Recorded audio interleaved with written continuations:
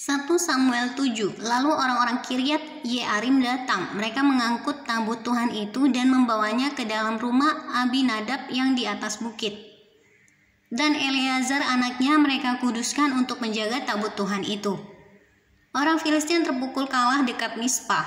Sejak saat tabut itu tinggal di Kiryat Yearim, berlalulah waktu yang cukup lama, yakni 20 tahun, dan seluruh kaum Israel mengeluh kepada Tuhan. Lalu berkatalah Samuel kepada seluruh kaum Israel demikian, jika kamu berbalik kepada Tuhan dengan segenap hati, maka jauhkanlah para allah asing dan para Asitoret dari tengah-tengahmu, dan tujukanlah hatimu kepada Tuhan dan beribadahlah hanya kepadanya. Maka ia akan melepaskan kamu dari tangan orang Filistin. Kemudian orang-orang Israel menjauhkan para Baal dan para Asitoret dan beribadah hanya kepada Tuhan.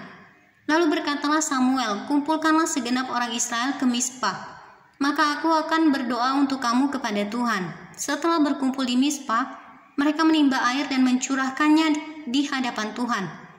Mereka juga berpuasa pada hari itu dan berkata di sana, kami telah berdosa kepada Tuhan.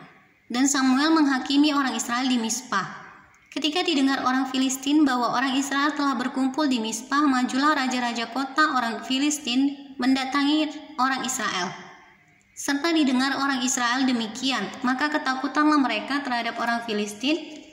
Lalu kata orang Israel kepada Samuel, janganlah berhenti berseru bagi kami kepada Tuhan Allah kita, supaya ia menyelamatkan kami dari tangan orang Filistin itu. Sesudah itu Samuel mengambil seekor anak domba yang menyusu, lalu mempersembahkan seluruhnya kepada Tuhan sebagai korban bakaran. Dan ketika Samuel berseru kepada Tuhan bagi orang Israel, maka Tuhan menjawab dia. Sedang Samuel mempersembahkan korban bakaran itu, majulah orang Filistin berperang melawan orang Israel. Tetapi pada hari itu Tuhan mengguntur dengan bunyi yang hebat ke atas orang Filistin dan mengacaukan mereka, sehingga mereka terpukul kalah oleh orang Israel. Keluarlah orang-orang Israel dari Mispa, mengejar orang Filistin itu dan memukul mereka kalah sampai hilir Bet-kar. Kemudian Samuel mengambil sebuah batu dan mendirikannya antara Mispa dan Yesana. Ia menamainya Ebenhaizer, katanya, sampai di sini Tuhan menolong kita. Demikianlah orang Filistin itu ditundukkan dan tidak lagi memasuki daerah Israel. Tangan Tuhan melawan orang Filistin seumur hidup Samuel. Dan kota-kota yang diambil orang Filistin daripada Israel kembali pula kepada Israel, mulai dari Ekron sampai Gad, dan orang Israel merebut daerah sekitarnya dari tangan orang Filistin. Antara orang Israel dan orang Amori ada damai. Samuel sebagai hakim. Samuel memerintah sebagai hakim atas orang Israel seumur hidupnya.